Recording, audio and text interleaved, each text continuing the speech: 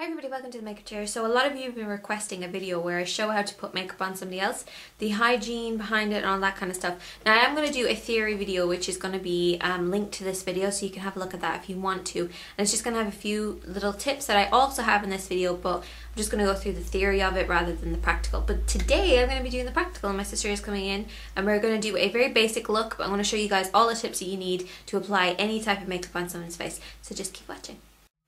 So this is a look that we've completed in this actual video. I show you guys how to do everything from foundation to mascara to eyeliner, but this is just a very, very basic look. Before you do anybody else's makeup, however, I just want to show you guys a little tip. This word stop is what you should do before you do anybody's makeup. You want to stop and think about it. And STOP stands for S.T.O.P, which S stands for shape. So that's the shape of the face, the shape of the eye, shape of the nose, shape of the lips. The reason why you want to think about it like that is because somebody's lip shape, their bottom lip might be bigger, smaller than their top lip. Their nose might be slightly crooked. You want to straighten up, unlike Trina's, which is straight. They might have different shaped eyebrows. You might want to put an arch in them. You might want to straighten them out.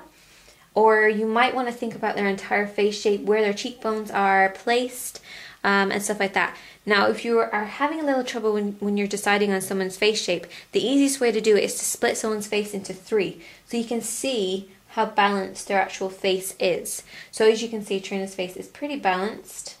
She has a slightly shorter forehead, so it doesn't really balance off with her jawline, but that's okay because you can work with that. So always split the face into three separate bits. Her face is pretty much oval. It's slightly by a centimeter or half centimeter off, so it's not too much of a big deal. Then you want to get them to smile so you can see where their cheekbones are placed. Next we're going to move on to T. T stands for tone and texture. So that's someone's undertone. Trina's undertone is slightly warm. For this, you want to have a look at underneath the eyes, especially when they have no makeup on, because underneath Trina's eyes when she has no makeup on, there is a little bit of a green tinge, but it's mostly yellow. So her skin is kind of on the neutral, warm side, whereas if you take someone like me, and you guys have seen me without makeup before, a little bit without makeup now, I have a greeny bluey purple underneath my eyes. So I have a slightly cooler complexion. So that's just a way of telling someone's complexion. Also, you have a look at their lip color as well, to see if there's kind of a warm color or a cool color. It's very important to tell somebody's undertone because it will help you decide on any other makeup that you use. Whether you use a bluey tinge would be for cooler skin, or you use like something warmer like this, which is kind of like a warmer nude shade. Mostly go for anything that's earthy if you're kind of confused. Go for anything that's naturally found in the actual skin, and that will just help you out a little bit more. Is the texture. So T stands for two things. It stands for tone and texture. That would be the natural texture of somebody's skin. Trina has quite normal skin, so you don't have to worry about it too much.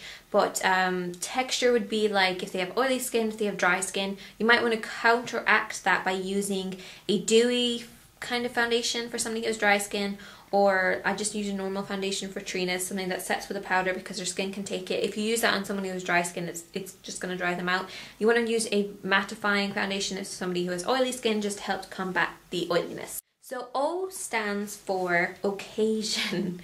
O stands for your occasion. So this occasion was just a bronzy day look. Which brings on to P, which stands for procedure. That is whether you're going to go for a smoky eye.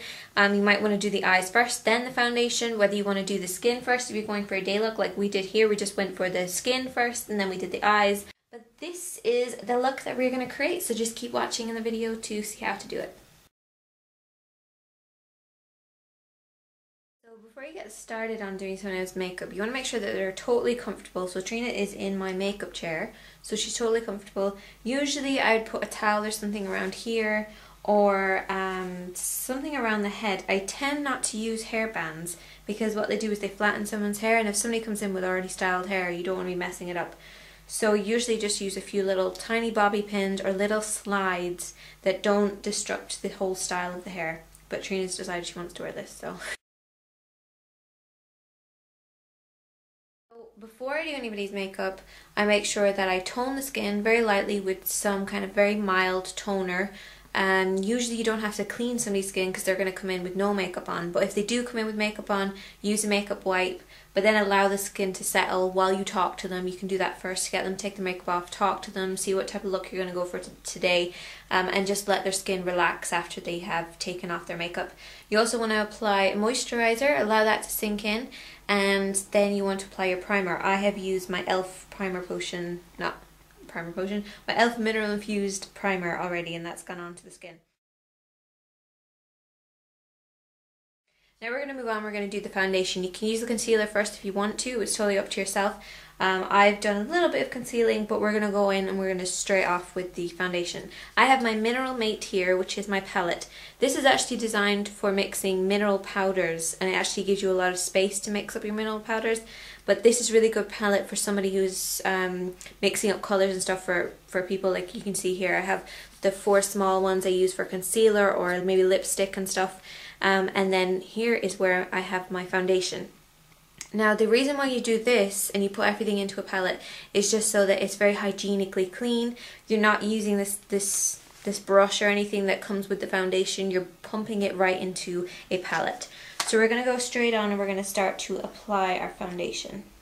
If somebody had really good skin, you might not want to apply too much foundation unless you were doing a bride and she's going to have pictures taken, so she might actually wear foundation even if she doesn't really need it. You could use a mineral powder, mineral based foundation over the face instead, or you could just use a liquid one. Most people suit liquid, so I'm just going to use the liquid. You'd apply a little bit onto the face. I have quite a big brush that I've used. Now this is all super clean. These are the professional brushes. I don't use this myself or anything. If you were using the same brush that you used in yourself because you like them or whatever, just make sure they're super clean. If you're doing your friend's makeup, get them to bring their own brushes, and that way you don't have transfer of any bacteria or anything like that. So usually you just apply a little bit onto the face and then you just blend it outwards, starting in the middle, just blend outwards. Be aware if somebody has a pale face but they have quite a dark neck, you want to be aware of that because they could wear fake tan on their actual neck and the rest of their body and might not put it on their face. Things you want to be aware of when you're doing somebody else's foundation: you want to be careful of the little hairs that might be on the face. You want to make sure that they're lying flat after you've finished. You also want to be very careful around the eye area. So you want to just look up there, because a lot of people could have discoloration or something underneath the eye, and you just want to be very careful if you are trying to disguise that. After you've done the foundation, just go over with a damp sponge, and this will just give a little bit of a soft focus, but try to avoid the areas where you've had to top up with a little bit extra, so like any discoloration on the face. Just be very gentle when you go over there because you don't want to remove it, especially when you're using a damp sponge. When you're going to do the eyes, a lot of people would say, once again, you take your eyeshadow, you'd scrape it off into a palette. But I actually think that you kind of disturb and ruin the actual eyeshadow, so I just use the eyeshadow straight from in here. If it's a powdered product, you can usually get away with it not spreading too much bacteria. But if it was like a liquid or a cream one, you might want to scrape it off. But if you're trying to scrape off powders, it's a little bit more difficult. So I would tend to avoid that, and if it's powders, it's not going to, develop too many bacteria. I'm going to just take a little bit of eyeliner onto the eyes. The only thing I will say about pencils is just sharpen the pencil once, pare it, just make sure that the top layer has been removed, and then it's pretty much clean and you can just use it on anybody. If you are doing the waterline, try and make sure that your client is as relaxed as possible. Just slightly pull down the skin and just let the pencil run across. If they start to kind of go, oh, I don't like this, then just stop. I mean, very gentle when you're going around the eyes. Very kind of simple.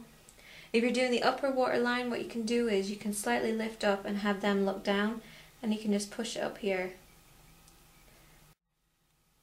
If their eyes do start to water a lot when you're putting on the eyeliner, just have them take a really deep breath through their nose, like you can do that for a string.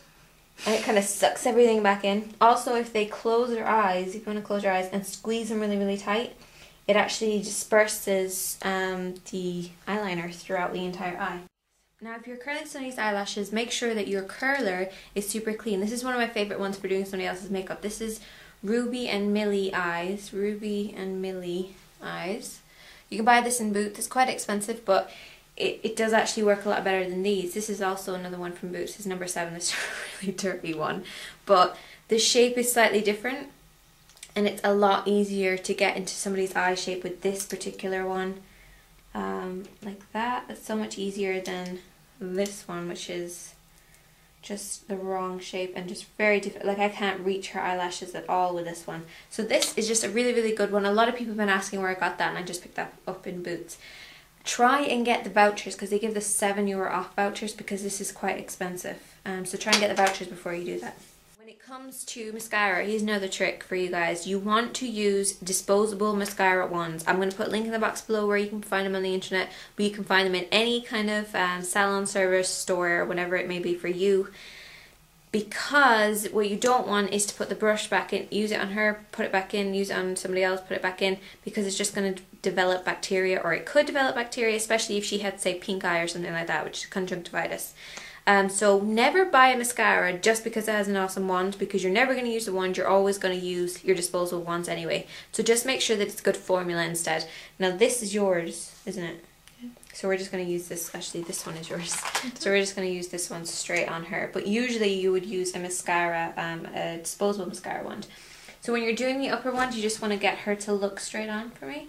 And this is where your hand comes into focus, because you want to make sure you're saying, okay, this is where I want you to be, this is where I want you to be. And I'm just going to do the upper ones. So she's looking pretty straight on, except for a little bit lower than straight on. Now you can do the top lashes by rolling downwards and flicking up. And then when you're doing the underneath coat, you can just wiggle and pull. What I'm doing here is I'm slightly lifting the brow a little bit, and I'm having my thumb right here to stop any mistakes that might happen. So I've coated once underneath, and now I'm going to coat by flicking downwards like that, and that just gets right to the root of the lashes. Then as she's still looking downwards, I'm going to pull upwards, wiggle, right, get to the root, and then just straighten as you come out. Fill in the brows. If I was using the wax, which you can use if you want to, usually scrape it off because it's a damp product. However, this is dry, so we should be able to just use it straight away. So I'm just going to go in by angled brush through them. Might depend on the person's eye shape, depending on the shape you want to create. If you want to create more of an arch, you'd come up a little bit higher here and then drop it down here. But I'm just going to follow the natural shape of her eyebrows, because I actually did them today for her. If you're having trouble deciding on whether you want something to be scraped out into your palette, or you want to just leave it into the container it came with, just think, if in doubt, scrape it out, and if it's dry, let it lie. So just, if it's dry, leave it in the packet. Okay, so I'm just going to clean up underneath the eye with a little bit of foundation onto my damp sponge. I'm just going to dab underneath there and remove any bits of mascara or eyeshadow that might drop down. Scraped off a little bit of powder into here. I'm just going to loosen it up a little bit because this was pressed powder. This is why it's handy to use a translucent powder, or a loose powder I mean, because you can just tap it in here. I'm using a big fat brush. You could also use a powder puff if you want. If you're using a powder puff, you kind of roll onto the skin like this, and that way you deposit a lot of powder on the face. You do that for photography or for a bride, so it's like a rolling motion. However, for a day look, I'm just going to take a little bit of the powder onto my big brush and just slightly go over the face like this. This is just going to set our foundation. After you have done the powder, you want to make sure that you brush down the face. Don't tell your client while you're doing this, right? But the reason you're doing this is to help all the hairs, the natural hairs on the face, to lie flat. But nobody wants to hear that they have hairs on their face. So you're just going to do this very lightly, just brushing it downwards. And that's just going to make sure that in pictures or in real life, the hairs aren't going to be as obvious. Now we're going to move on to a little bit of bronzing. I think I'm just going to go with bronzer instead of using blush on her face. If you're going for a bronzy look, it's a bit different to using as a contour. So I'm going to take my bronzer. Ta-da! Now it's powdered, so I'm just going to use my brush straight in here. One side is glitter, one side is matte. I'm going to take a little bit of the matte side and mix it up with a little bit of the glitter because I don't want too much. Now, it's different to using contour because usually if you were contouring the face, you go underneath the cheekbones. But I'm actually just going to do a little bit of light over the cheeks. Just a smile. The apple is right here. This is the part that sticks out.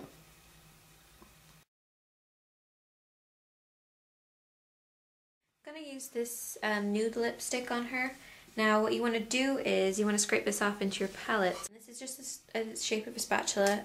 You can buy these in artist stores and stuff like that. You just want to follow the natural shape of the actual lipstick. So you just want to scrape upwards like that. That's plenty.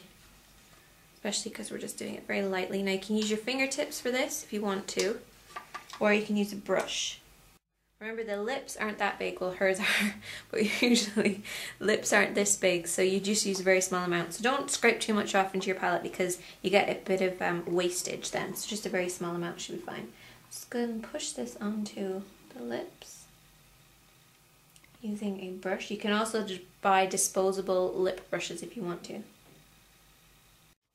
Just going to add a little bit of lip gloss. If you are buying lip glosses, try and get them in the tubes, and that just makes it a lot easier for you just to squeeze out a little bit, and then you can just use your brush because you're not going to use the dispenser that it comes with. It's just pinky gloss.